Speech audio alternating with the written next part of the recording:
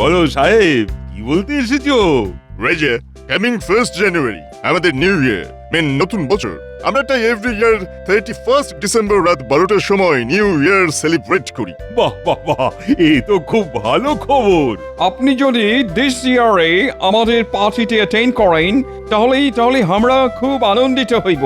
ঠিক আছে ঠিক আছে, আমি অবশ্যই চেষ্টা করব। So kind of you, so kind of you. আপনি অ্যাটেন্ড করলে আমরা আপনাকে আমাদের বিলাতি কেক খাওয়াইবো।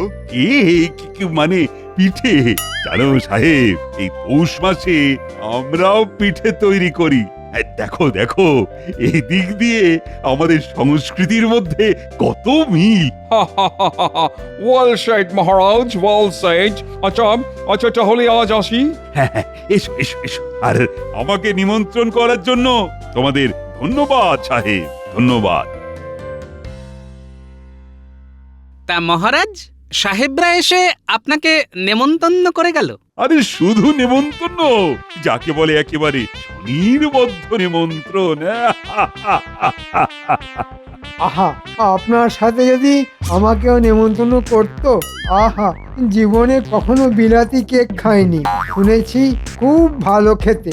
বাবা, কেকের কথা শুনেই তো দেখছি আপনার মুখ দিয়ে লাল ঝরতে শুরু করে দিল। দেখেছেন মহারাজ, আমি সরল সিধে মানুষ, সাদা মনে কাদা নেই, তাই আগ বাড়িয়ে মনের ইচ্ছা প্রকাশ করেছি মাত্র। আর দুঃখ পেতে হবে না মন্ত্রী মশাই।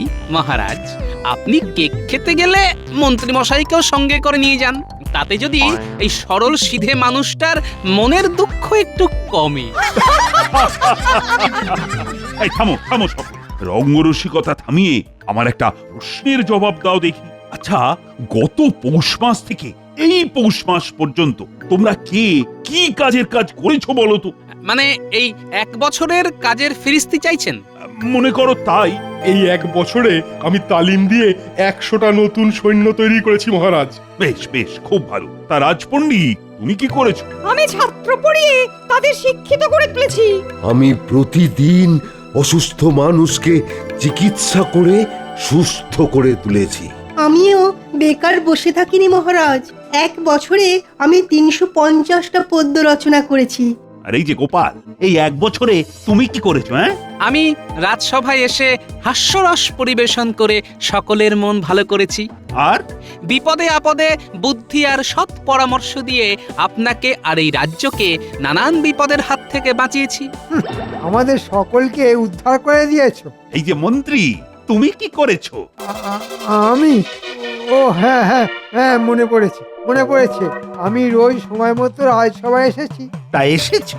বাহ, কিন্তু এসে কাজের কাজটা কি করেছো?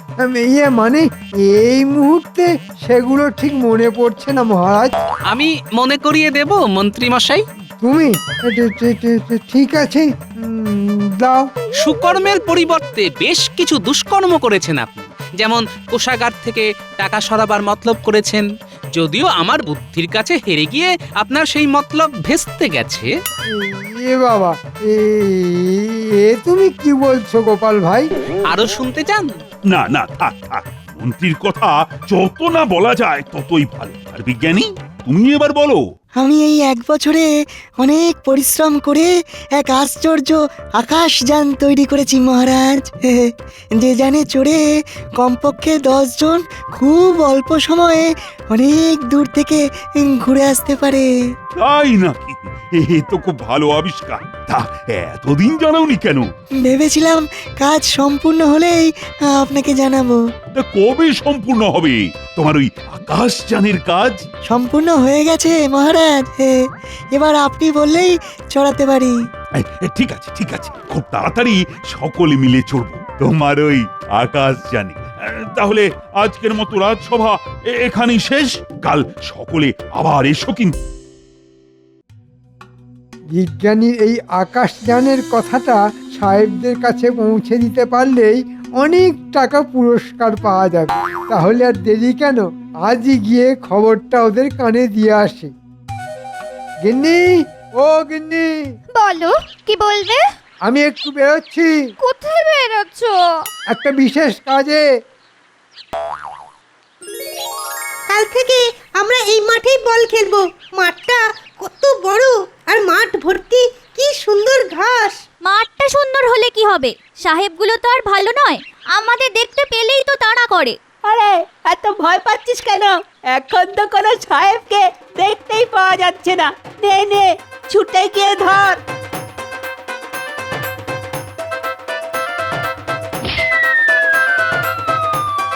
ক্যাবলার দল, বলটা ধরতে পারলি না? কিন্তু এখন কি হবে? বলটা যে সাহেবদের কুঠিতে ঢুকে গেল। চল তাহলে ভেতরে গিয়ে খুঁজে নিয়ে আসি। সাহেবরা যদি ধরে ফেলে? আরে পা টিপে টিপে যাব, আর বিপদ বুঝলেই মারবো তো।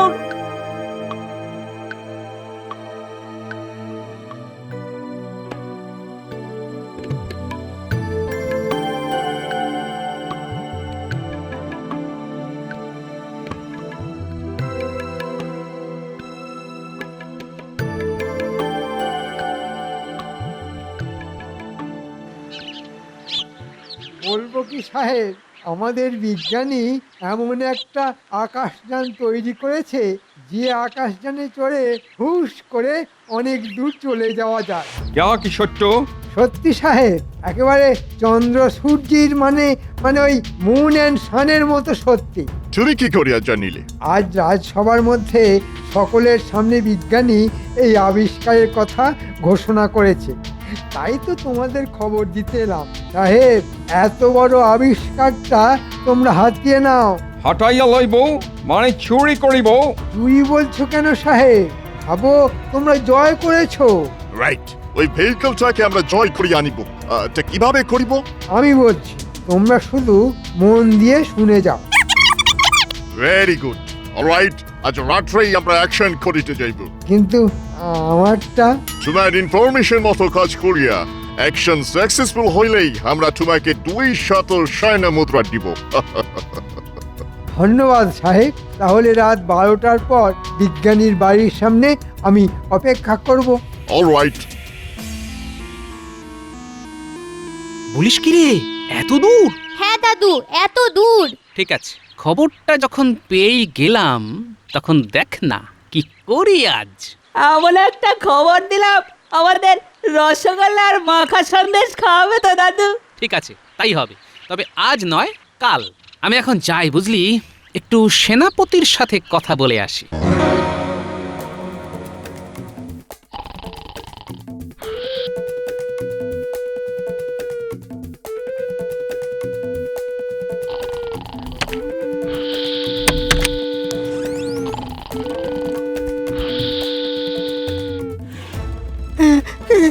কে কে কে তোমরা? কি চাই? কুইক!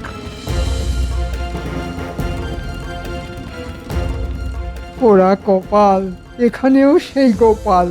আমি বাবা পালাই।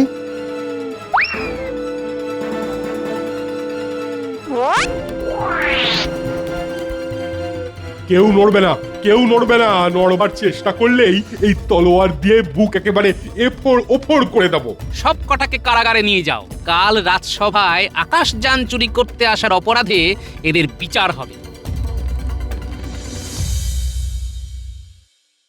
মহারাজ, কাল রাতে এই সাহেবরা লোকজন নিয়ে বিজ্ঞানীর আকাশযান চুরি করতে এসেছিল।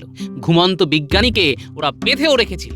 বটে সাহেব, সাহেব তোমরা এত খারাপ? হ্যাঁ, একদিকে আমাকে অনুষ্ঠানে যাবার জন্য নিমন্ত্রণ করে যাচ্ছ, অন্যদিকে রাতের অন্ধকারে গোপনে আমার বিজ্ঞানীকে বেঁধে তার আবিষ্কার চুরি করতে এসছো। এর শাস্তি কি জানো? কম করে 2 বছর সশ্রম কারাদণ্ড। আমাদের পানিশমেন্ট দিলে আপনার মন্ত্রীকেও পানিশমেন্ট দিতে হইবে। কেন কেন কেন? মন্ত্রীকে শাস্তি দেবো কেন? বিকজ আমরা যা করিয়াছি সবকিছু উহারই প্ল্যান ছিল। মন্ত্রী সাহেবরা কি বলছে? তুমি নাকি ওদের চুরি করতে তাতিয়েছ? কি হলো, চুপ করে আছো কেন? না মহারাজ, আমি ওদের চুরি করতে বলিনি। বলনি? বলনি? তাহলে ওরা এই আকাশযানের কথা জানলো কি করে? না, আসলে ওরা খুব গর্ব করে বলেছিল যে ওদের দেশের বিজ্ঞান নাকি খুব উন্নত, তাই ওদের শুধু চমকে দেওয়ার জন্যে আমি মুখ ফসকে বিজ্ঞানীর আবিষ্কারের কথাটা বলেছিলাম। কিন্তু ওরা যে এমন একটা বাজে কাজ করবে এটা আমি বুঝতে পারিনি মহারাজ, বুঝতে পারিনি।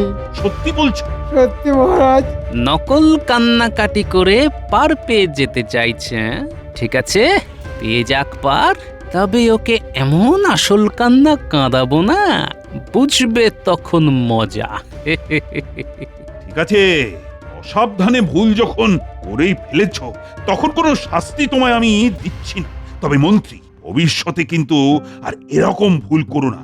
আর সাহেবরাও কিন্তু রেহাই পাবে না। ওদের 2 বছরের সশ্রম কারাদণ্ড ঘোষণা করছি। যাও যাও, এদের কারাগারে নিয়ে যাও। ট্রেটার মন্ত্রী, আমরা তোমাকে ছাড়িব না। We will see you. কিরে, কেমন খাচ্ছিস সব? ভালো ভালো ভালো, খুব ভালো গো দাদু, যাকে বলে একেবারে পেট পুরে। গোপাল দাদা, মহারাজ একবার তোমাকে রাজবাড়িতে ডেকেছেন গো। ঠিক আছে, চলো তোরা খা, আর কিছু লাগলে ভোলা দাদুর কাছ থেকে চেয়ে নিস। ভোলা, আমি রাজবাড়ির থেকে ফেরার পথে পয়সা দিয়ে যাব। ঠিক আছে, তুমি যাও। মহারাজ, হঠাৎ খবর পাঠিয়ে আমাদের এখানে ডেকে আনার কারণ? আরে বাবা, বলবো বলবো, শুধু গোপালকে আসতে দাও। আমি এসে গেছি মহারাজ। এই তো গোপাল যখন এসে গেছে তখন বলেই ফেলি।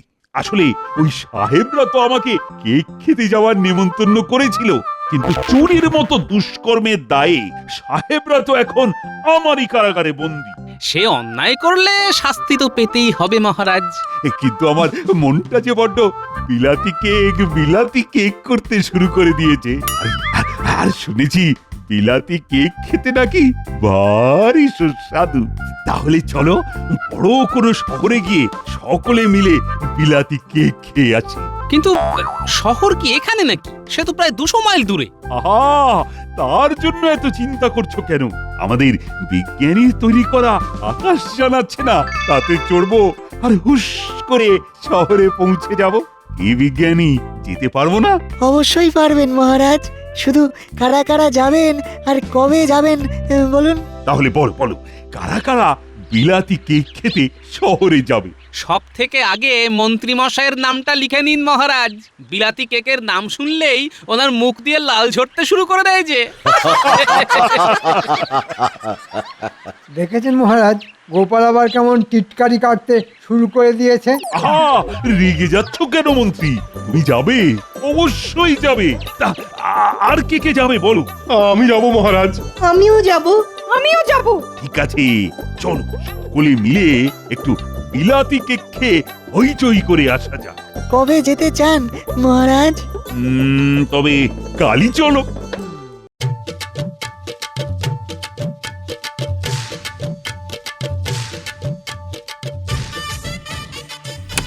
সকলে নিজের আসনে বসুন, আর যান শুরুর মুহূর্তে একটু ঝাঁকুনি লাগবে, তাই আসনের হাতলটাকে শক্ত করে চেপে ধরে থাকবেন।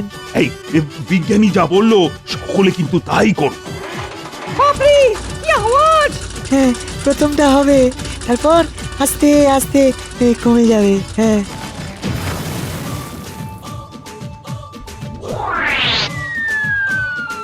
বাহ বাহ বাহ বাহ, আমরা কেমন মাটি ছাইয়ে মেঘের ওপর দিয়ে উড়ে চলেছি। সত্যি সত্যি বিজ্ঞানী, ধন্য ধন্য তুমি, আর ধন্য তোমার আবিষ্কার। আমরা এখন শহরের এলাকার মধ্যে চলে এসেছি। এই তো উঠলাম, এরই মধ্যে শহর এসে গেল। মহারাজ, এই হলো আকাশযান, বাতাসের বেগে ছোটে। আমরা এখন নামবো, তাই তাই সকলে আবার ওই সামনের হাতল শক্ত করে চেপে ধরে থাকুন।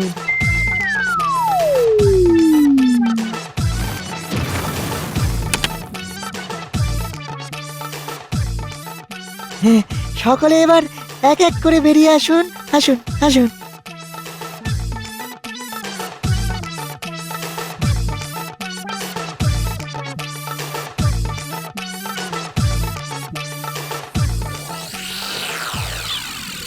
কিন্তু একটা মাঠ, এখানে বিলাতি কেকের দোকান কোথায়? চলুন খুঁজে দেখি, কোথাও না কোথাও তো খুঁজে পাবোই। ওই দেখুন মহারাজ, বিলাতি কেকের দোকান। বাহ বাহ বাহ বাহ, খুব ভালো খুব ভালো। কত সহজে পেয়ে গেলাম। এই চলো চলো চলো তাহলে কেক খেয়ে আসা যাক। ওহে দোকানদার, তোমার দোকানের সব থেকে ভালো কেক আমাদের প্রত্যেককে 4টে করে দাও দেখি। এক্ষুনি দিচ্ছি বাবু।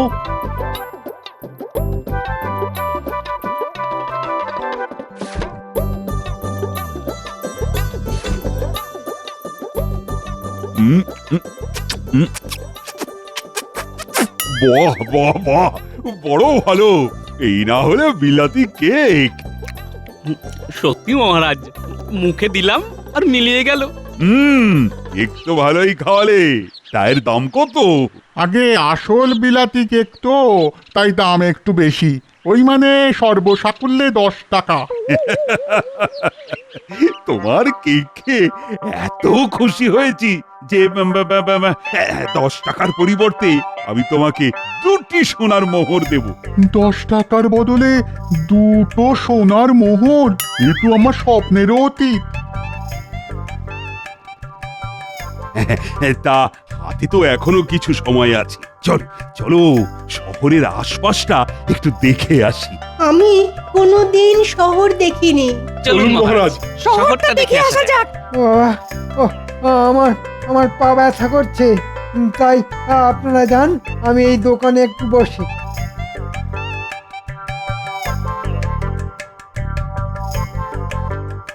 এখানে এসেও মন্ত্রী আবার কোনো বদমতলব আঁটতে শুরু করে দিল না তো? একবার দেখে আসি। মহারাজ, আমি চট করে একটু আসছি। আহ, পায়ে ব্যথা বলে মন্ত্রী এলো না, তো তুমি আবার কোথায় যাচ্ছ? আগে প্রকৃতির চাপ মহারাজ। যাও, তবে আমরা কিন্তু এখানে আর আধ ঘন্টা মতন থাকবো। সময় মতো আকাশযানে চলে এসো। ঠিক আছে মহারাজ। শোনো, আমাদের মহারাজ তোমাকে 2টি সোনার মোহর দিয়ে গেছেন। একটা তুমি রাখবে, অন্য মোহরটার বদলে যতগুলো বিলাতি কেক হবে সবগুলো একটা বাক্সে ভরে এক্ষুনি আমাদের আকাশযানে পাঠিয়ে দেবে। কিন্তু আপনাদের মহারাজ তো এসব কিছু বলে গেলে না। মহারাজ ব্যস্ত মানুষ, তাই হয়তো বলতে ভুলে গেছে। আমি তার মন্ত্রী, তাই আমি যেরকম বলছি সেই রকমই করতে হবে তোমায়। আমি এখন চললাম, তাড়াতাড়ি পাঠিয়ে দাও। ঠিক আছে, পাঠিয়ে দিচ্ছি। রাজাটা ভালো, কিন্তু মন্ত্রীটা দেখছি খুবই কঞ্জুস। আপনি আবার ফিরে এলেন যে, কিছু বলবেন?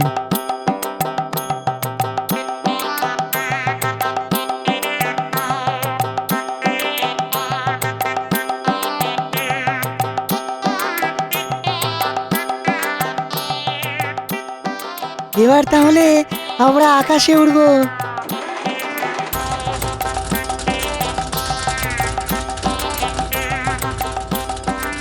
দাঁড়ান দাঁড়ান দাঁড়ান, এই বাক্সটা রাখুন। কি আছে এই বাক্সে? আগে নিজের গ্যাঁটের কড়ি খরচ করে কেক কিনেছি, একেই বলে বুদ্ধির জোরে করে খাওয়ায়।